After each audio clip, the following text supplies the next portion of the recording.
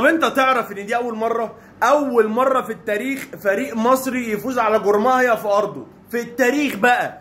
طب انت حسيت ان ده انجاز؟ يعني حسيت ان دي حاجه صعبه وان احنا كده جبنا الدين من ديله؟ ده احنا كسبناه 3 كده، اللي هو كده عادي يعني. الدنيا ما كانتش صعبه، ما عملناش مجهود يعني، ما حزقناش، الدنيا كانت سهله ولطيفه. كنا ممكن بدل ال3 دي يبقوا 7 عادي جدا يعني. الماتش كان سهل جدا. انا قبل ما اتكلم عن الماتش في حاجه انا لازم اتكلم عليها. الاستاذ المعلق عامر عبد الله، يا راجل ايه ده؟ يعني والله العظيم انا لو مش مصري ومش اهلاوي وبتفرج على الماتش ده بتعليق عامر عبد الله، انا هحب الاهلي جدا، هحب الاهلي. ايه يا راجل ده؟ ايه يا جدعان التعليق ده؟ ده الراجل بيقول، ده ساب الماتش وعمال يتكلم على الاهلي وعظمته والارقام القياسيه. 90% من الماتش بيتكلم عن قد ايه الاهلي حلو، قد ايه الارقام القياسيه بتاعت الاهلي، وقد ايه مش عارف ايه، وعن مصر. انا لو مش مصري انا هحب مصر يا راجل. انا مصري وحبيت مصر بسببه، حبيت مصر قوي بسبب. انا كنت خلاص عايز يا راجل انا هقوم البس وانزل اشوف مصر الحلوه قوي اللي انت عمال تتكلم عليها دي. الراجل مش طبيعي يا جدعان يعني. طب انت عاوز تيجي مصر يعني؟ انت جاي مصر قريب، عايز تمسك منصب اداري في الاهلي، عاوز تعمل اي حاجه يعني يا جدعان. يا عم الخطيب والنبي، ده الراجل ده اهلاوي جدا ومصري جدا. بعدين الجمله بتاعته يا جدعان ما كانتش طبيعيه، بتاعت الحاجه الوالده لما المفروض تبقى نازل فتقول لك يا ابني ناسي حاجه، تقول لها ايه يا ماما، تقول لك تيشيرت الاهلي. يا جدعان مش طبيعي والله يعني بجد. انا كنت فاكر ان هو يقول حكمه، هيقول مثل حاجه ليها علاقه بالامومه بقى، ويعني والله قاعد متاثر مستني خد يا حبيبي تيشيرت الاهلي. يا اسطى والله العظيم احنا الاهلاويه ما بنعملش كده. انت اهلاوي اكتر مننا كلنا، انت ازاي اهلاوي؟ سؤال بقى الفريق اللي مشرفني النهارده يعني الاهلي، هو انت كده في بدايه الموسم؟ يعني الشهر اللي فات كولر واللعيبه وكلهم كانوا في اجازه، يعني انتوا كده كنتوا في اجازه، انتوا كده جايين مريحين يعني. دي ده بعد التفخيده، ده ما بعد التفخيده يعني. اصل انا شفت النهارده حاسس ان انتوا اون فاير كلكم. لا والتشكيله الاساسيه بقى ما شاء الله، الرباعي الدفاعي حاجه 10/10، والتشكيله الاساسيه والثلاثي بتوع نص الملعب والثلاثي الهجوم الاساسيين، لا ونازلين النهارده فشخوا الدنيا. هو انتوا كده كنتوا مفخدين يعني؟ انتوا مش المفروض بترجعوا الفورمه واحده واحده؟ اصل انتوا كده لو في بدايه الموسم، في نص الموسم ونهايته هتعملوا ما شاء الله يعني. في عيني اهو، في عين اي حد بيحسد على الاهلي النهارده. ده الراجل عامر عبد الله، بص يا جدعان كلامه كله كان حكم. بيقول لك انتوا استفزتوهم ليه؟ استفزتوا بتوع الاهلي ليه؟ وبيزعق فيه ليه استفزتوهم يا عم؟ والله العظيم انا اهلاوي كنت قاعد كان نفسي اقول لك هم استفزونا في، هم ما عملوش حاجه بجد والله، ما عملوش حاجه. هم ما عملوش حاجه طول الماتش يعني. احنا جبنا الجولين في نفس الدقيقه ورا بعض على طول، فقعد يقول لك واستفزتوا الاهلي ليه؟ ايه يا عم؟ والله العظيم العيال ما عملوا حاجه. العيال اصلا مش عارفين يلعبوا بالكوره، مش عارفين يلمسوا كوره، مش عارفين يعملوا حاجه يعني. تقريبا ده اول ماتش اليوم للموسم، فهم نازلين لسه صاحيين صباح الفل. ايه ده الاهلي يلا بينا يا نهار ابيض. فهم ما استفزوناش، هم اصلا يعني هم خايفين مننا.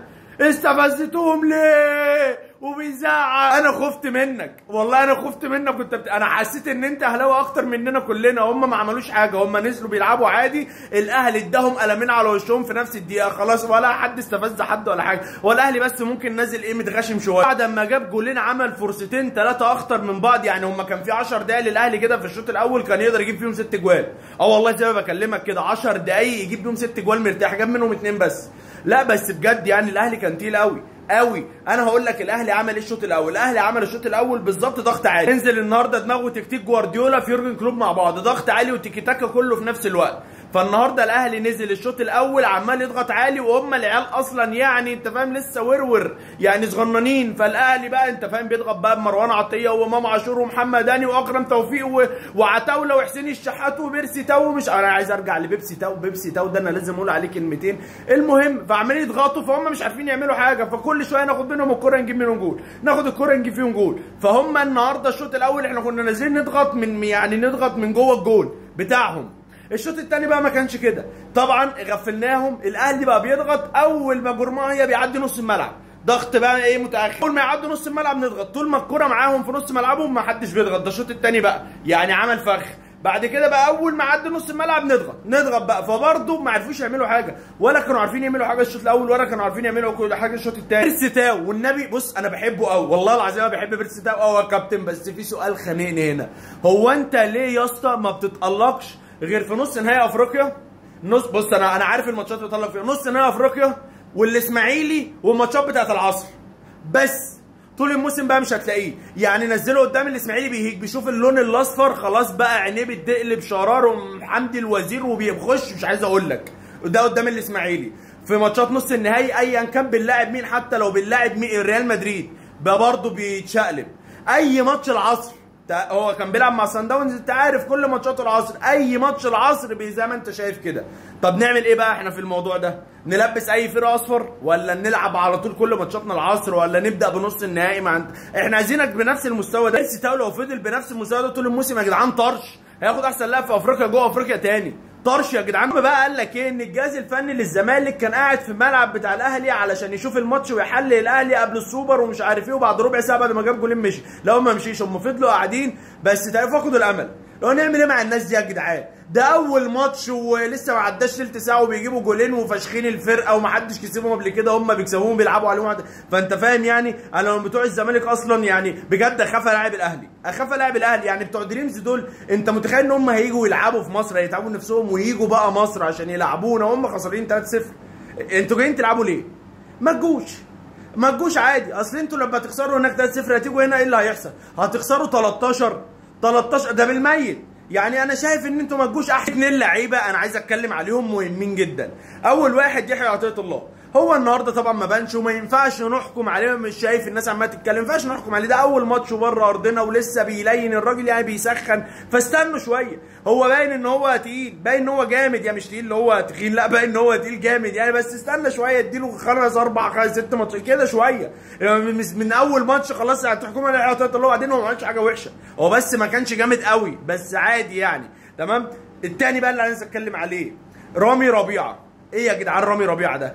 رامي ربيعه وصل لمستوى خرافي مش طبيعي بجد. بقى يلعب اساسي في المنتخب، بيلعب اساسي في الاهلي، وبيلعب اساسي على اي حد. وبعدين هو مش بيلعب اساسي وسط، بيلعب اساسي عشان هو يستاهل. انا دي تقريبا احسن فتره في تاريخ رامي ربيعه، في التاريخ بتاعه كله.